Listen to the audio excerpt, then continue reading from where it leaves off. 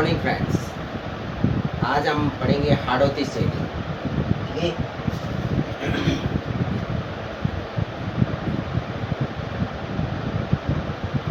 हाड़ौती शैली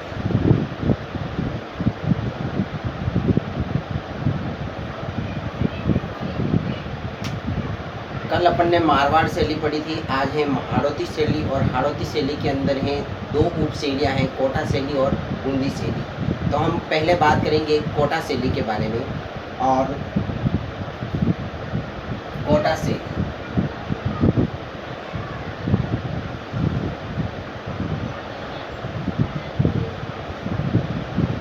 कोटा शैली को शिकार की शैली भी कहते हैं। इस जो कोटा शैली है इसको शिकार की शैली भी कहा जाता है। शिकार की शैली, शिकार की शैली।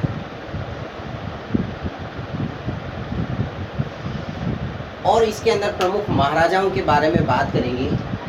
प्रमुख महाराजा हैं इसके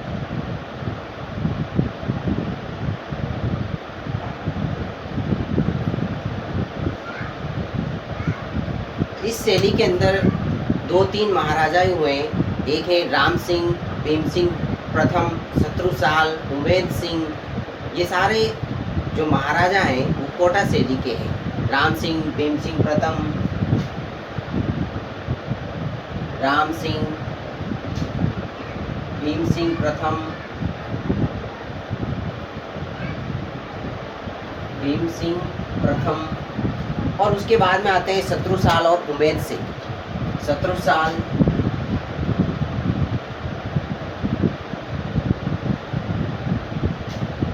उमेद सिंह।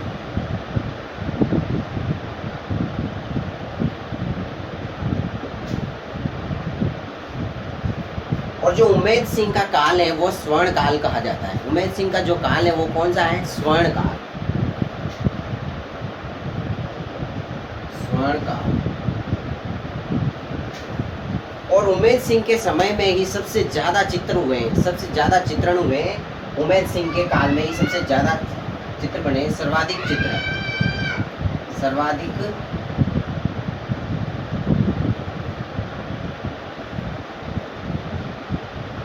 चित्रण भी हुए हैं हमारे उमेद सिंह के काल में ही हुए हैं। और अब हम इसके प्रमुख चित्रकारों की बात करते हैं। प्रमुख चित्रकार,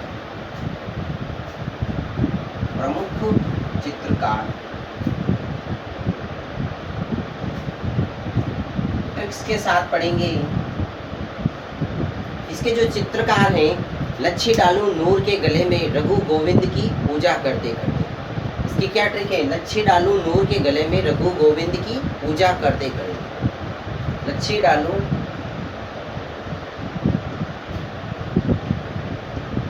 लच्छी डालू नूर के गले में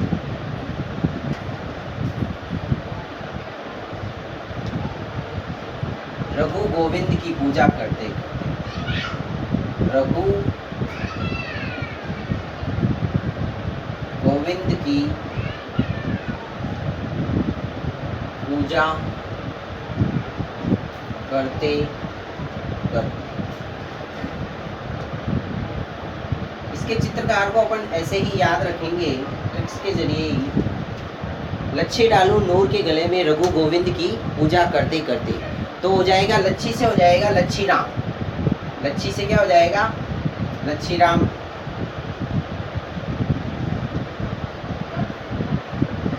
फिर डालू से हो जाएगा डालू राम।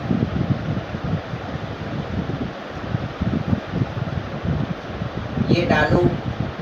नूर से हो जाएगा नूर मोहम्मद। ये जो नूर है इससे बन जाएगा नूर मोहम्मद।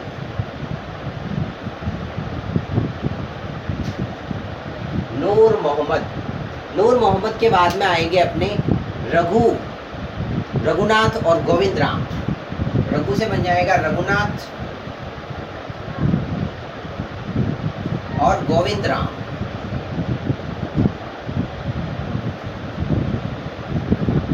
ये गोविंद। तो जो कोटा शैली के चित्रकार हैं उनके लिए आपको याद रखने के लिए एक ट्रिक्स है, और वो ये लच्छी डालू नूर के गले में रघु गोविंद की पूजा करते करते। तो इसके चित्रकार हो जाएंगे लच्छी राम, डालू राम, नूर मोहम्मद, रघुनाथ और गोविंद राम, ये इसके चित्रकार हो जाएंगे। और इनके जो विषय और या चित्रित ग्रंथ हैं उनके बारे में बात करेंगे। इनका जो विषय क्या है चित्रण का विषय जो या फिर जो ग्रंथ हैं, इनके शिकार और हाथियों की लड़ाई, दरबारी दृश्य, ये सारे इसके अंदर चित्र होते थे। शिकार और हाथियों की लड़ाई, शिकार,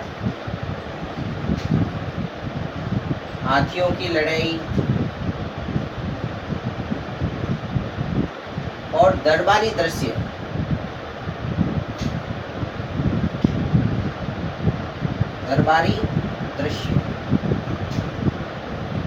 ये जो हैं इनके इस शैली के अंदर जो चित्र बने हैं उनके अंदर ज़्यादातर चित्र शिकार के हैं या फिर हाथियों की लड़ाई के चित्र बने हुए हैं या फिर दरबार जो होता है राजा महाराजाओं के दरबार के दृश्य का चित्रण हुआ है।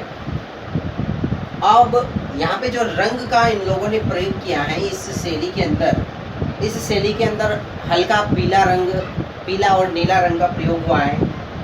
पीला और नीले रंग का ज़्यादा प्रयोग हुआ है यहाँ पे। और अब इसके बारे में बात करते हैं। यहाँ पे कोटा शैली हो गई है, अब अपन बात करेंगे बूंदी शैली की। तो आप ये कोटा शैली के बारे में आप जो भी है लिख लो, फिर मैं इसको रफ करता हूँ। आई होप आपने कैप्चर कर लिया होगा इसको। मैं इसको रफ करता हूँ और अपन आगे वाला लेते हैं।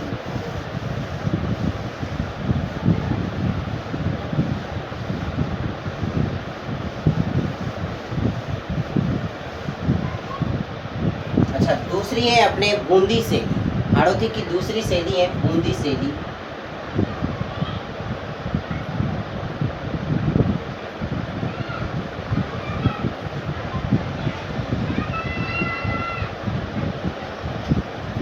बूंदी शैली की जो बात करते हैं तो ये एक ऐसी शैली है जिसमें पशु पक्षियों का चित्रण ज़्यादा हुआ है। पशु पक्षियों की चित्र शैली भी इसको बोलते हैं, पशु पक्षियों की चित्र शैली।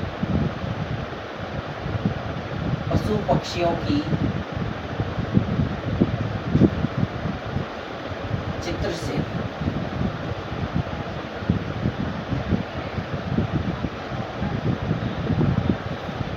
जो बूंदी शैली है उसको अपन कह सकते हैं पशु पक्षियों की चित्र शैली भी कहा जाता है। और इसके अंदर प्रमुख महाराजा की बात करते हैं।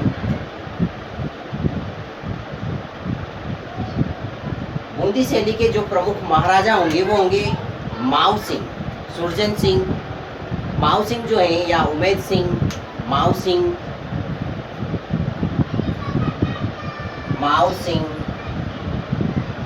उमेद सिंह। ये इनके समय में ये जो शैली है उस समय ज़्यादा विकसित हुई थी।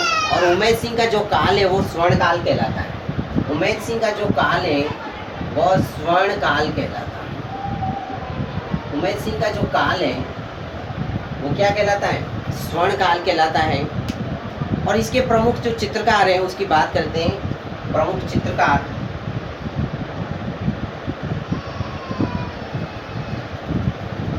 इसके प्रमुख चित्रकार हैं सुरजन सिंह, अहमद डालू, राव सुरजन सिंह, राव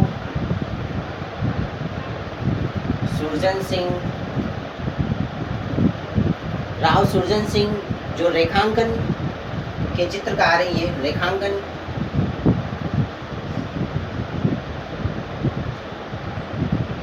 और दूसरे हैं इसके अंदर अहमद और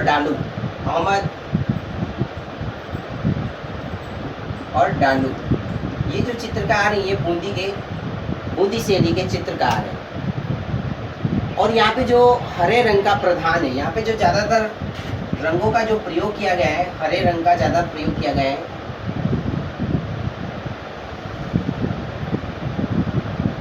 हरा रंग प्रधान है, हरे रंग का ज़्यादा प्रयोग किया गया है। हाशिए के रूप में लाल हिंगोल के चमत्कार या स्वर्ण रेखाओं के रूप में इनको प्रयोग में किया गया है। और यहाँ पे भित्ति चित्रण बहुलता से है। और इसके अंदर क्या है? भित्ति चित्रण।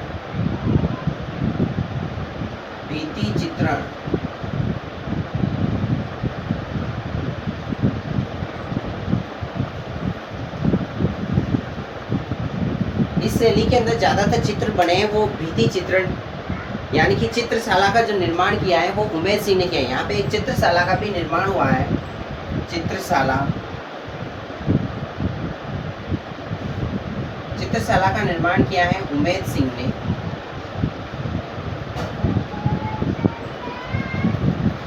इस शैली के अंदर चित्रशाला बनी है जिसके अंदर भित्ति चित्रों का स्वर्ग कहा जाता है, इसको भित्ति चित्रों का स्वर्ग कहा जाता है।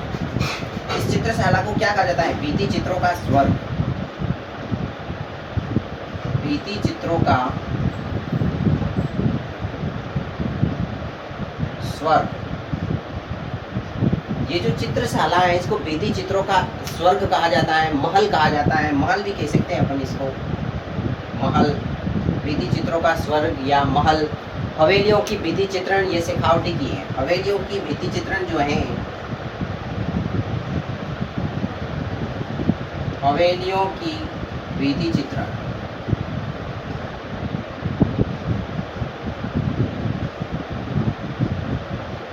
हवेलियों की भित्ति चित्रण शेखावटी का प्रसिद्ध है, शेखावटी का। हवेलियों का जो भित्ति चित्रण है वो कहाँ का है? फेमस शेखावटी का है। और 100 हवेलियों का जो शहर है, 100 हवेलियों का शहर किसको बोलते हैं?